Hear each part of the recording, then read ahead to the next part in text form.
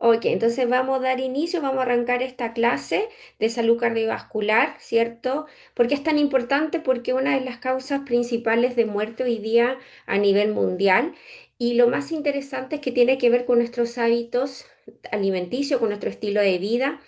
Em, y se puede, casi en el 90-95% se puede prevenir. Así que tenemos mucho margen en la cual nosotros podemos actuar, podemos modificar estas cifras, por lo menos pensando en cada uno de nosotros, en nuestro círculo cercano, principalmente partiendo por nosotros. Así que el problema es que la enfermedad cardiovascular es una enfermedad silenciosa, ¿ya?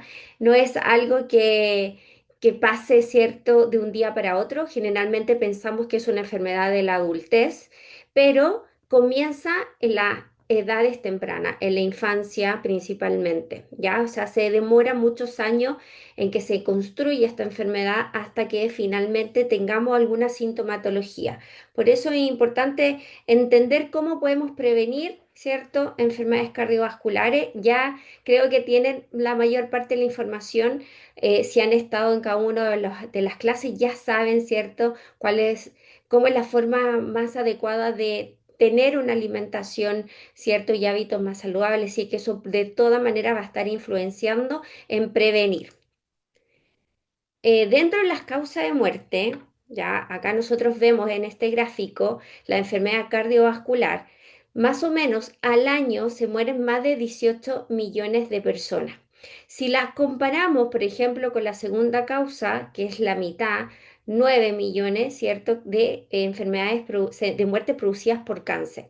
Si nos damos cuenta, y esto certifica que es la primera causa, ¿cierto?, de muerte a nivel del mundo, y lo importante es que los hábitos y el estilo de vida tienen mucho que ver, tienen un impacto directo en esta cifra, en estas causas. Y obviamente va a tener una relación casi directa, ¿cierto?, con la producción de la enfermedad, ¿ya? Por eso es importante entender que existen factores. Ya hoy día se definen 8 factores importantes. En general, en un comienzo eran 7, pero hoy día se está hablando de uno extra más, que lo voy a estar mencionando, que habla de 8 factores que influyen, ¿cierto?, en, con una mayor relevancia, ¿cierto?, en la causa de las enfermedades cardiovasculares. Ya, bueno, primero entender que la enfermedad cardiovascular no es una simple enfermedad del corazón o o del cerebro, ya, la cerebrovascular. Estamos hablando de la parte como que irriga estos órganos tan vitales como el corazón y el cerebro, sino que es una complicación de una enfermedad de las arterias. ¿Ya? Lo hemos dicho anteriormente sobre la importancia del endotelio. No sé si se acuerdan de esta capa celular que envuelve, ¿cierto? Que es como la capa interna de nuestra arteria, que esa es la que está enferma. No es una enfermedad propia del corazón, ¿ya? O propia del cerebro, sino que es más bien de nuestras arterias, ¿ya? Entonces, uno de los factores es la segunda causa de muerte, primera discapacidad en la parte cerebral, ya cuando afecta la parte cerebrovascular. O sea que, por ejemplo, cuando se habla de un accidente cerebrovascular, cuando se obstruye una arteria, ¿cierto?, que irriga alguna zona de nuestro cerebro, ¿ya? Dentro de los factores tenemos los factores mecánicos, que ahí está la hipertensión arterial, ya que evidencia una función arterial deteriorada. Ya, por un lado, el corazón trabaja también con el exceso de peso y grasa corporal. Si nosotros tenemos 20, 30 kilos extra, nuestro corazón necesita trabajar mucho más, ¿cierto?, para sostener esa carga mecánica. También están los factores de laboratorio, en donde tenemos el perfil lipídico, ¿cierto? Alteración de el colesterol, quizás a lo mejor un LDL alto, un HDL, que es como el colesterol bueno que le dicen bajo, ¿cierto? Triglicéridos elevados también. Alteraciones de la glucosa. Esto también es un factor, entonces importante, ¿se acuerda que lo vimos en la clase de cardio, en la clase de carbohidrato, de insulina? Es importante, ¿cierto? Evitar, ¿cierto? Esta alteración de la glucosa en la sangre que se puede ver manifestada por una resistencia a la insulina, una prediabetes, diabetes. Y también se habla de los factores conductuales, ¿ya? Los factores conductuales que son una de las cosas que nosotros realmente podemos modificar y son tan importantes porque de acá parte todo, ¿ya? El tabaquismo, sedentarismo, la mala alimentación, que probablemente es el factor más importante. ¿Por qué? Porque el peso influye, el exceso de grasa corporal, nuestros hábitos influyen en el porcentaje de grasa, influyen en la hipertensión, influyen en el exceso de grasa corporal, influyen en los niveles de azúcar, etcétera, etcétera. Entonces, una buena nutrición impacta positivamente en todos los otros factores que acabamos de mencionar.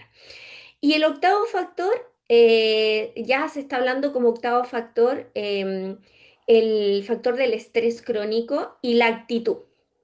Así que ahí a verificar cómo está tu estrés, cómo estás manejando tu estrés y cómo es tu actitud, si tu actitud es positiva, tu actitud es negativa. Las personas con actitud negativa, imagínense, tienen un 50% más de riesgo de infartos, una persona negativa. En cambio, una actitud positiva reduce ese riesgo en un 50%. Así que nos conviene ser más positivos, aunque hay personas que dicen, ay, ¿por qué tan positiva? Bueno, el ser positiva te está teniendo un factor protector de la enfermedad cardiovascular. Entonces es importante también cuidar lo que consumimos mentalmente. ¿Cómo partimos nuestro día escuchando las noticias, escuchando cosas en la televisión, noticias negativas, ¿cierto? Con la gente que tú te juntas. ¿En qué? ¿Cómo está tu nutrición mental? Ya el consumo constante de información negativa, sensacionista, genera una actitud mental negativa, lo que impacta directamente en tu salud también y imagínate en tu salud cardiovascular. Dentro, bueno, otra de los órganos más comprometidos, ¿cierto? En la enfermedad cardiovascular, vimos que es el corazón, ¿cierto? El órgano que más afecta cuando se obstruye estas arterias coronarias, que provoca un infarto al miocardio, que se llama un infarto o ataque al corazón también conocido, que es vimos que es la primera causa de muerte, y pero también el segundo órgano que más afecta es nuestro cerebro, ¿ya? Y acá tenemos, cuando se tapa una arteria, ¿cierto? Tenemos el accidente cerebrovascular, que es la segunda causa de muerte por enfermedad cardiovascular, como vimos, y es la primera que provoca, la primera causa de discapacidad a nivel mundial. ¿Ya? Los mismos factores de riesgo que afectan al corazón también afectan a nuestro cerebro. ¿Ya? Muchas veces después de una obstrucción de una arteria coronaria puede aparecer una obstrucción en una arteria cerebral. ¿Ya? O sea, las personas que tienen algún infarto al corazón tienen mayores probabilidades de que también en algún momento se vea afectado la vascularidad del cerebro. Se puede venir un accidente cerebrovascular, ¿ya? Pero por otro lado tenemos la demencia vascular, ¿ya? Aunque no es la más frecuente, ¿cierto? En todos los casos, es una complicación que crece cada día más. ¿Se acuerdan que vimos la estadística que hoy día hay mucho más, un 250% más de enfermedades de Alzheimer comparadas a los últimos 30 40 años? Y eso no es por un deterioro neurológico determinado por la edad, sino que es determinado por nuestros hábitos, ¿ya? La demencia vascular y su relación con la salud cardiovascular están muy de la mano. Esta demencia trae, obviamente, consecuencias que van creciendo a nivel mundial. Cuando se tapa una arteria así completamente, ya, vamos a tener como una afección que lo vamos a sentir. La persona se va a ver afectada, no va a poder seguir moviendo una parte de su cuerpo, va a tener una plegia. ¿Ya? O sea, ya va a poder, a lo mejor no va a poder más, se le va a caer el labio, va a tener problemas de deglución, no va a poder mover la manito, ya como la hemiplegia, no sé si, o una parálisis también conocida de manera más simple. Pero cuando se tapan pequeñas arterias que irrigan zonas cerebrales, ¿ya? Eso no genera un síntoma como una plegia. ¿Ya? Sino que genera un deterioro progresivo de la función cognitiva. Entonces, claro, no es un síntoma que llame la atención, pero que con el tiempo las personas van creando, ¿cierto? Esta demencia producida por la parte vascular, ¿ya? Bueno, la buena noticia, porque esta así como que uno ve las cifras y uno se asusta un poquito, la buena noticia es que podemos tomar decisiones cambiando nuestras conductas, cambiando nuestro estilo de vida, cambiando un estilo de vida más saludable, mejores opciones alimenticias, ¿cierto? Más activo. Entonces podemos tener este cambio, ¿ya? Así que para que no tengamos que ser positivos. Ok, ¿cómo funciona el cerebro? Un pequeño repasito de cómo funciona nuestro corazón, perdón, ¿cierto? ¿Y por qué es tan importante? Bueno, el corazón es el encargado de nuestro motor, es un músculo, ¿cierto? Que a través de él, de arterias y venas, tiene que transportar en la sangre el oxígeno. Recuerden que el oxígeno es un nutriente que no nos puede faltar, ¿ya? Y imaginemos que eso, por ejemplo, acá, ¿cierto? Donde se ve este video, así debería fluir la sangre sin obstrucción y tanto en cualquiera de nuestros órganos, ¿ya? Entonces, la sangre, ¿cierto? Viene desde todo nuestro cuerpo, que ya la sangre nuestros órganos sacaron todo ese oxígeno y llega a las cavidades del corazón, ¿ya? Desde el ventrículo derecho la sangre va hacia los pulmones. Entonces hay los pulmones donde capta el oxígeno y luego, ¿cierto? Llega nuevamente al corazón y lo empieza a distribuir por todo el cuerpo a través de los grandes vasos como la aorta, ¿ya? Entonces, este círculo se va dando millones de veces, ¿cierto? A lo largo de nuestra vida. Entonces, es un órgano muy importante, por supuesto, ¿cierto? Y acá a lo mejor usted se puede imaginar es como la parte interna de un vaso. ¿Y por qué es importante que no solamente dejemos nuestra salud cardiovascular en manos de un chequeo anual de a lo mejor de cómo está nuestra presión, de cómo está nuestro análisis sanguíneo, ¿cierto? Nuestro perfil lipídico, porque muchas veces, ¿cierto? Podemos tener exámenes totalmente normales, pero nuestro sistema vascular, nuestra arteria, no la podemos ver. No podemos contabilizar si esa arteria tiene todas sus células funcionando de manera correcta, ¿ya? Muchas veces los exámenes son normales hasta que ocurre el evento de un accidente cerebrovascular o un accidente al miocardio, ¿ya? Entonces, por ejemplo, un electrocardiograma puede salir totalmente normal hasta que ocurre. O sea, personas, yo me puedo hacer un electro y puedo ir caminando, ok, me salió totalmente normal y en la esquina puedo tener un infarto porque no se puede medir, ¿ok? ¿Cómo podemos medir a lo mejor la cantidad de no sé, de células del hematocrito, que podemos tener una anemia, se puede, pero las células de nuestra arteria no se pueden medir, así que no podemos decir cómo está, ¿ok? Entonces lo hablamos que, por ejemplo, una persona que tiene una disminución de las células óseas se puede ver a través de exámenes y obviamente esa persona lo va a poder saber, pero en este caso es una enfermedad silenciosa que no podemos tener la información, ¿cierto? Mediante algún examen, ¿ya? Y bueno, esta fotito se la puse porque hay un video de Homero Simpson en donde le da un infarto al corazón y está asociado como una escena donde él está con mucho estrés, con mucha preocupación. Entonces, la pregunta es, ¿el estrés causa infarto y la verdadera causa, será la verdadera causa de la enfermedad vascular, de la enfermedad cardiovascular? ¿Ya? Entonces, muchas personas creen que la causa del infarto es el estrés, una, mm, es pasar una rabia, ¿cierto? O que la persona está pasando por un problema y por eso le dio el accidente al corazón. Y no es así, ¿ya? O sea, ese es lo que gatilló el infarto, pero lo que provocó la causa de ese infarto al miocardio no es el estrés, ¿cierto? Sino que es lo que viene produciéndose por mucho tiempo, ¿ya? Entonces, es verdad, ¿cierto? Que obviamente el estrés tiene una influencia, pero no es como la causa. Eso puede ser como lo que gatille, lo que empuje finalmente a generar un infarto. ¿Y por qué les pongo también esta imagen? porque de eso se trata, o sea, lo que hablan los científicos, y lo vamos a ver más adelante, que la enfermedad cardiovascular comienza en la infancia. Y hoy día nuestros niños lamentablemente están comiendo de una manera muy pobre, ¿cierto? Con exceso y es por eso vemos hoy día niños con obesidad, con sobrepeso, con enfermedades con alteraciones de la glucosa en sangre, presión, resistencia a la insulina, hígado graso.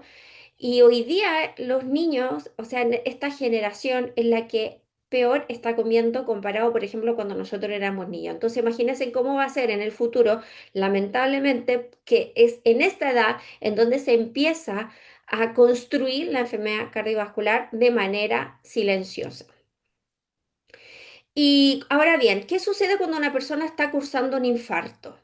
¿Ya? Lo primero y lo más importante es rápidamente llevarlo a un centro, ¿cierto? Especializado, porque obviamente lo más rápido posible va a generar menores consecuencias y la persona obviamente va a aumentar su probabilidad de sobrevivencia, ¿ya? En algunos centros, ¿cierto? Existen centros especializados como la hemodinamia, en donde, donde realizan como un, una acción donde entran, un cateterismo que se llama, que entran a los vasos, generalmente a través de vasos grandes de la ingle, de las piernas, ¿cierto? Y llegan al lugar de la obstrucción, donde el vaso está obstruido, ¿cierto? Con un catéter instalan esta mallita que se llama stem, ¿ya? Y esta mallita lo que hace es que aún mejor, obviamente abre el vasito, lo mantiene estable en esa posición y además esta malla lo que tiene es que libera medicamento, ¿ya? Libera medicamentos que van obviamente a favorecer la relajación de ese vaso, mantenerlo abierto y que no se vuelva a obstruir, ¿ya? Eso es lo que generalmente se hace en estos casos. ¿Ya? Solamente por conocimiento, ¿ya? ¿Y dónde comienza lo que hemos venido hablando? ¿Dónde comienza la enfermedad cardiovascular? Y comienza en las arterias. No comienza en el corazón, no comienza en el cerebro, comienza en nuestros vasos sanguíneos, en estas células que están en la parte interna que se llama endotelio. Y la disfunción del endotelio es el punto de inicio de casi todas las enfermedades del corazón, ¿ya? Estas células tienen funciones muy importantes en el mantenimiento de la salud vascular del vaso. Vascular quiere decir del vasito, que son los tubitos, ¿cierto? Que pasa la sangre, ¿ya? Entonces, estas células endoteliales no funcionan de manera correcta, ya sea por mala alimentación, ¿ya? Por sedentarismo, por exceso de grasa, por tabaquismo, por falta de descanso, y se va formando un ateroma, que es esto que ustedes pueden ver aquí en este video explicativo, este ateroma, que muchas veces se va soltando y cuando se suelta, el sistema cree que es una herida. Entonces, ¿qué es lo que hace el sistema? Una herida, o sea, tenemos que reparar. Y en exceso empieza a reparar, ¿cierto? A hacer como una costrita, digámoslo así, cuando uno se rompe la piel, empieza como a formar para lograr reparar esta parte y lo hace de manera exagerada y lo que genera es que se va tapando y genera la obstrucción de de ese vasito, ¿ya? Entonces, este coágulo es lo que genera la obstrucción, ¿ya? Perfecto, mira, acá en esta imagen les puse esto sobre entender un poquitito más cómo se ve un vaso, si nosotros le hacemos un corte transversal. Acá tenemos esos cuadraditos que se ven ahí, son las células endoteliales, las que tienen contacto directo con la sangre, tienen contacto directo con este fluido, ¿ya? Y el doctor Luis Narro, Premio Nobel de Medicina, él habla que este órgano es el órgano más desconocido. A ver, si nuestra piel cubre una mesa de ping-pong, nuestro endotelio cubre 6 canchas de tenis. Imagínense la importancia que es este órgano y muchos de nosotros no lo conocemos, no tenemos idea. Cuidamos más nuestra piel que nuestro endotelio muchas veces y debería ser muy importante. Cuando yo dije, chuta, ¿cómo le podemos hacer entender a la gente este tema, cierto? Que a veces suena como súper complicado. Y la verdad es que no, es entender que hay un órgano interno que es desconocido, pero que tiene mucha implicancia en nuestra salud y que podemos cuidarlo, así como cuidamos las células de nuestra piel, ¿cierto? Con acciones, ¿cierto? Que nos van a llevar a tener ese cuidado, la hidratación, buena alimentación, etcétera, etcétera. Lo mismo podemos hacer con nuestras células endoteliales, ¿ya? Estas células endoteliales, mire, acá dice óxido nítrico. El óxido nítrico es como esa niebla que muchas veces se ve en invierno como a ras de suelo, como una niebla. Bueno, esto es como un gas que tiran, ¿cierto? Que expelen, que liberan estas células endoteliales.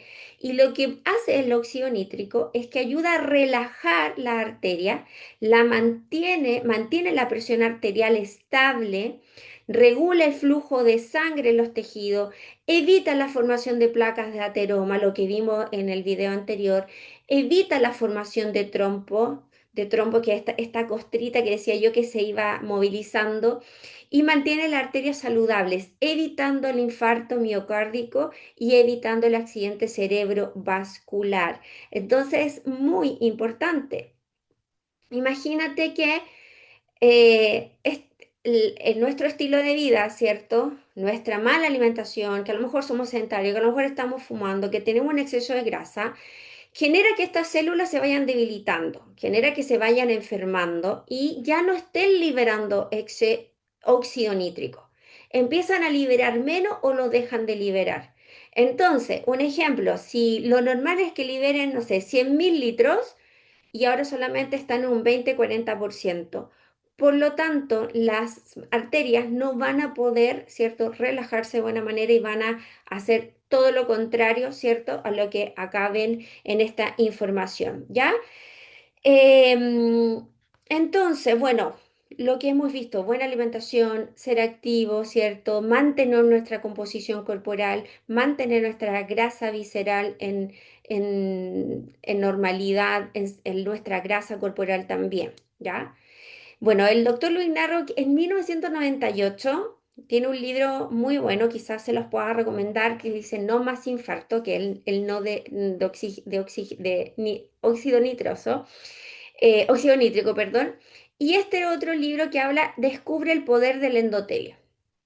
Ya son libros que ustedes dicen, a lo mejor son medios complicados y no, porque él es un doctor que está interesado en educar a la gente, ya no solamente en tratar. Entonces estos libros están hechos para todos, no necesariamente están hechos para personas del área de la salud. Ya son súper simples y de manera muy simple nosotros podemos entender, ¿ya? Entonces acá lo que él dijo es que lo que descubrió es este poder del óxido nítrico que acabamos de ver. Y también se dio cuenta que las personas no se mueren a causa de ataques cardíacos ni accidentes cerebrovasculares. Se mueren porque durante décadas, o sea, muchos años, ¿cierto? Han estado matando de hambre a su sistema cardiovascular al no incorporar los nutrientes críticos. Es decir, que esas células no tuvieron los nutrientes necesarios para mantenerse de manera saludable, que funcionen correctamente. Eso es lo que queremos, que una célula funcione correctamente, que libere ese óxido nítrico y que haga todas las transfusiones que hacer, ¿cierto? Pero si nosotros no le entregamos los nutrientes, no lo va a lograr, ¿ya? Y esa es la verdadera causa de ataques cardíacos y accidentes cerebrovasculares. Él habla, ¿cierto?, de las 3D: depleción de nutrientes, es decir, que no le estamos entregando los nutrientes que necesitamos todos los días. Habla de deficiencia celular, que ya la célula no está funcionando como corresponde, y luego habla de la disfunción del órgano. Si son muchas las células que están deficientes, en la función de este órgano del endotelio que acabamos de revisarla, obviamente no va a estar funcionando de la manera correcta. La buena noticia es que podemos revertir esto. Nunca es demasiado tarde ni nunca es demasiado temprano para mejorar y prevenir la enfermedad cardiovascular, ¿ya? Entonces, ¿qué es lo que tenemos hoy día? Y lo hemos visto en las clases anteriores. Tenemos una alimentación principalmente desbalanceada, por un lado exceso, pero muchas de las personas que cuando queremos controlar nuestro peso, disminuir nuestro porcentaje de grasa, Decimos que voy a dejar de comer pan, voy a dejar las gaseosas, pero muchas veces no entendemos que más que dejar de comer, tenemos que incorporar los nutrientes que necesitamos, esos nutrientes críticos, ¿ya? Y acá les vuelvo a poner esta imagen de este estudio de Lancet que se realizó en más de 100 países, en donde se vio que principalmente las dietas deficientes son las que mayor generan enfermedades cardiovasculares, ¿ya? Y acá llama la atención porque no todos tienen la presión alta, no todas las personas fuman, pero todas las personas comemos. Entonces es importante que acá tenemos un factor, tenemos un, una amplitud en la cual podemos nosotros comenzar a actuar, ¿ya? Primero, obviamente, con uno, pero también con las personas que están alrededor y hacer agentes de cambio.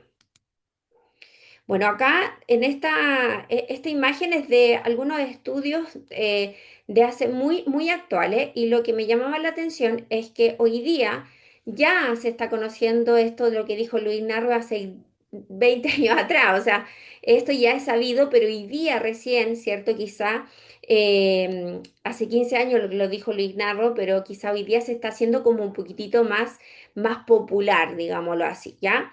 Esto es de un curso que hice en donde habla de la importancia de los micronutrientes en la prevención del riesgo cardiovascular.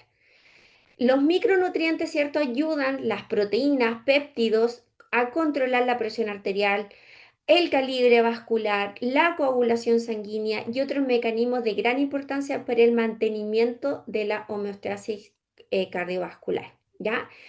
Y otra cosa importante es que los mismos factores de riesgo que a partir de los estudios, como el de Framian, que es un estudio que se realizó con respecto a la alimentación, se asocian a la enfermedad coronaria a los 60-70 años, pero se vinculan con una disfunción endotelial a los 10-20 años. Esto también, ¿cierto? Viene a confirmar lo que les decía sobre que la enfermedad cardiovascular se empieza a construir en la edad joven, en la infancia o en los jóvenes, ¿ya? Y acá le puse este esquema, estas cositas que parecen aquí como una montañita, son las células endoteliales. Y estas de acá son células de adipocitos, de células de grasa visceral.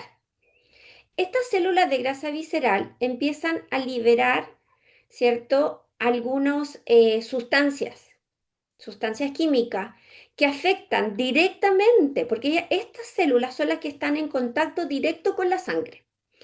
Y en esta sangre también hay grasita, están en contacto y genera, ¿cierto? Una afección en esta célula que va a causar em, algunas consecuencias, como incrementar la inflamación sistémica, o sea, de todo el organismo. Aumenta también el estrés oxidativo de estas células, pérdida de la capacidad de relajación, o sea, ya están todo el rato contraídas, ¿cierto? Y también aumenta el riesgo de muerte por enfermedad cardíaca, ¿ya? Entonces, los niveles elevados de grasa visceral, y aquí ojalá que puedan tener todo su valor de grasa visceral, de acuerdo a los factores, de acuerdo a la tabla, ojalá no sea más de 5 o 6 de grasa visceral. Si todavía no lo saben, pídanle a su coach que por favor se los pueda medir. Es muy simple, puede ser de manera presencial o también online, ¿ya? Es mantener estos niveles normales para evitar todo lo que le acabo de decir, ¿ya? Porque están relacionados con un aumento de 10 veces el riesgo de enfermedad cardiovascular mortal, la grasa visceral, ¿ya? Y este otro estudio también que habla sobre la salud endotelial y habla de los efectos de los micronutrientes sobre el endotelio arterial, ¿ya? Sobre la homocisteína, que es un indicador, ¿ya? Del cardiovascular y que está influenciada, ¿cierto? Por una buena incorporación de ácido fólico, vitamina B6, vitamina B12. Habla sobre los efectos de los radicales libres también, betacarotenos, vitamina C, selenio, cronosin. ¿Cómo estos pueden afectar positivamente tu salud cardiovascular? Por eso llama la atención muchas veces cuando en Instagram o en las redes sociales hablan de los efectos mágicos de, por ejemplo, el magnesio, que está como hoy día muy de moda. Que el magnesio acá, que el magnesio acá. Es difícil que solamente un nutriente pueda generar tanto efectos positivos porque en los mecanismos celulares vienen de cadenas de nutrientes, de cadenas de aminoácidos, de cadenas de antioxidantes, no solamente de uno, ¿ya? Necesitamos muchos más, no solamente uno en específico. Pero por supuesto que, como ya hemos visto, ¿cierto?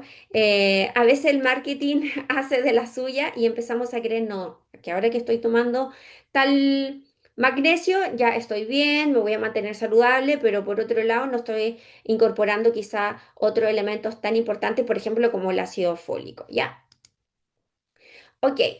Y esta indicación, sugerencia, la verdad es que una necesidad biológica.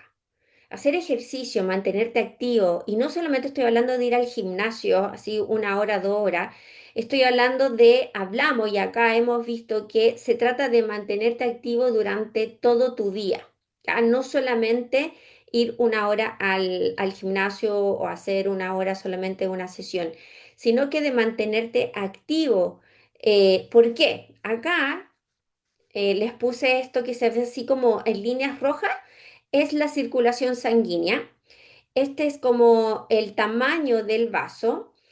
Estas son las células endoteliales, que acá sale el óxido nítrico, y la endotelina, que lo que genera la endotelina es que aumenta la contricción, como que se contrae la célula endotelial, ¿ya? Entonces, cuando una persona, la función vascular, estamos hablando de la función vascular, si una persona se mantiene por mucho tiempo sin moverse, ¿qué es lo que genera? Que aumenta la endotelina y disminuye el óxido nítrico. ¿Se acuerdan que vimos que el óxido nítrico ayuda a relajar? Entonces, esta célula se mantiene por mucho más tiempo en contracción, ¿ya?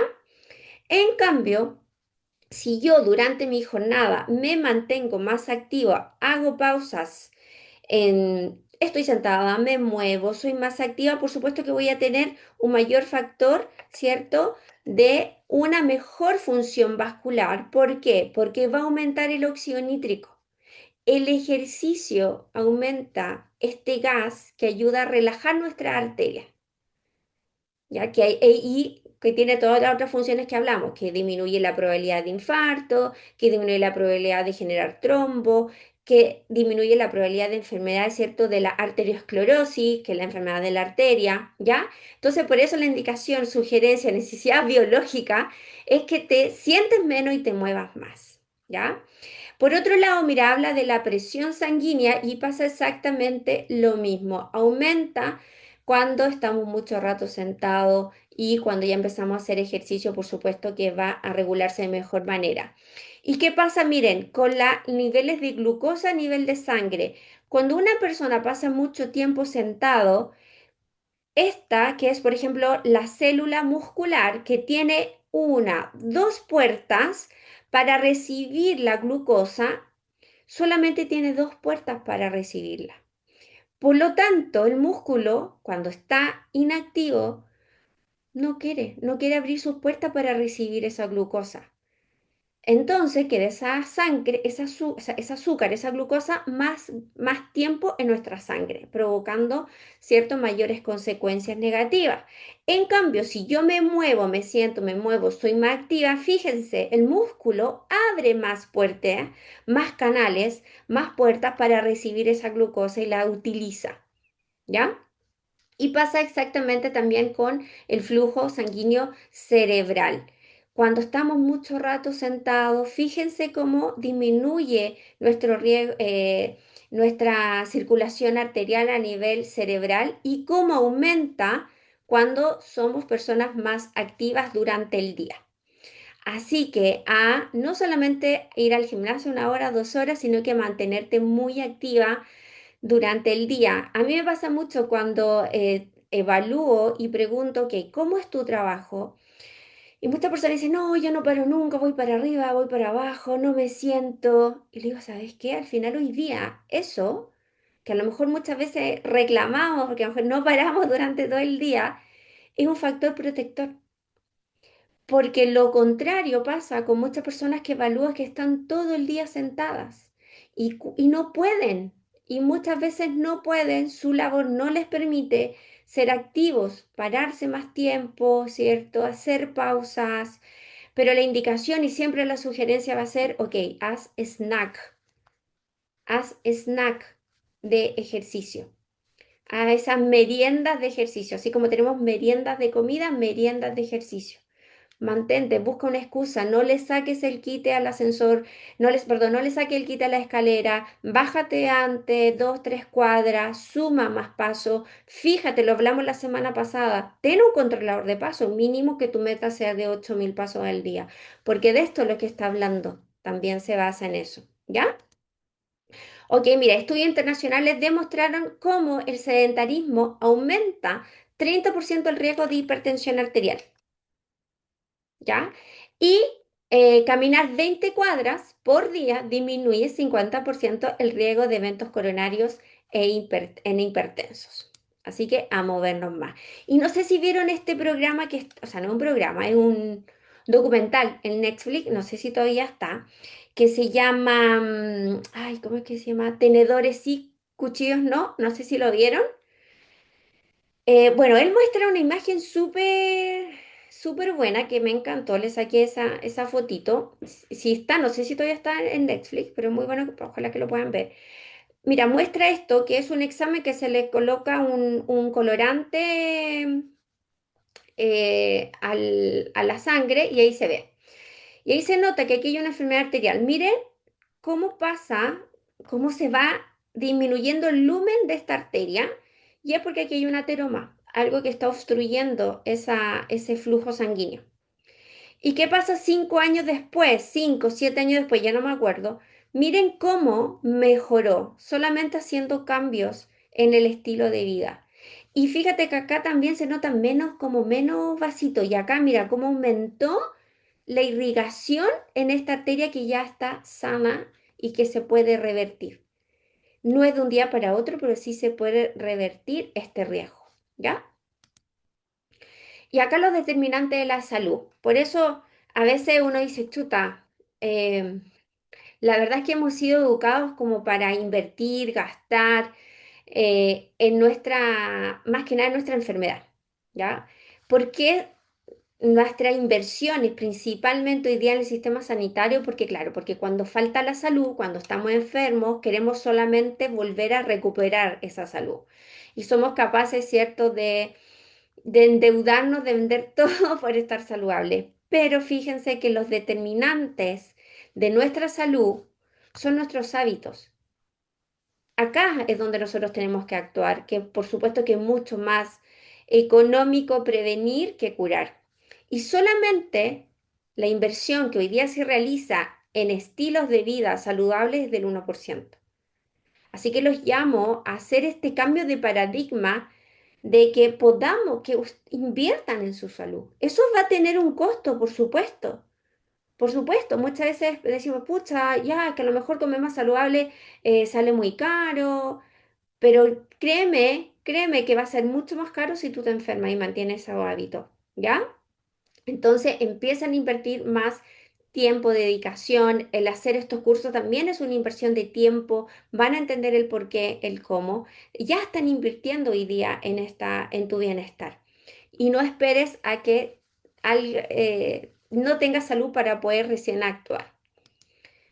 Y bueno, esto es un estudio de Argentina con respecto al abordaje terapéutico de cambio de estilo de vida, lo que venimos hablando de intervenir, de hacer esta inversión en estilos de vida que tiene una mayor, ¿cierto?, consecuencia en los determinantes de la salud, un 70%.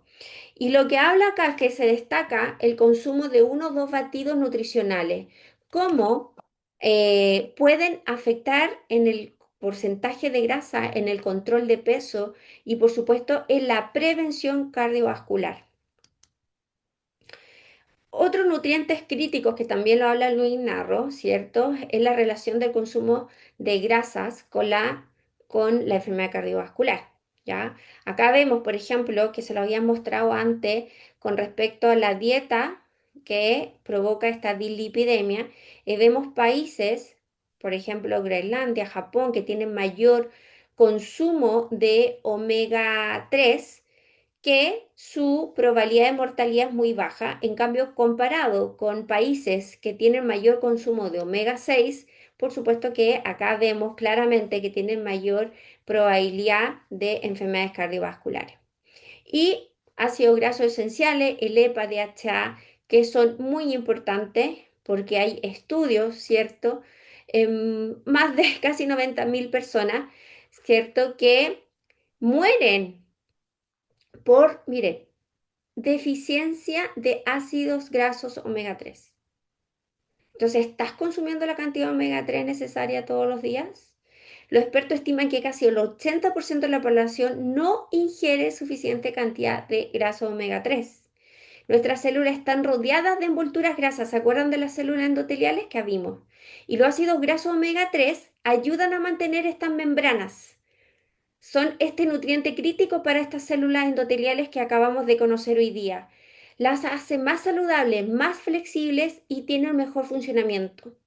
El organismo utiliza estos ácidos grasos 3 para producir sustancias antiinflamatorias naturales, que este omega 3 también ayuda para que esta célula se mantenga saludable y logre liberar este cierto óxido nítrico que relaja, ¿se acuerdan? Denominadas las prostaglandinas. Por ejemplo, en mi caso personal, a mis niños yo les suplemento con omega 3 todos los días en la mañana en su desayuno.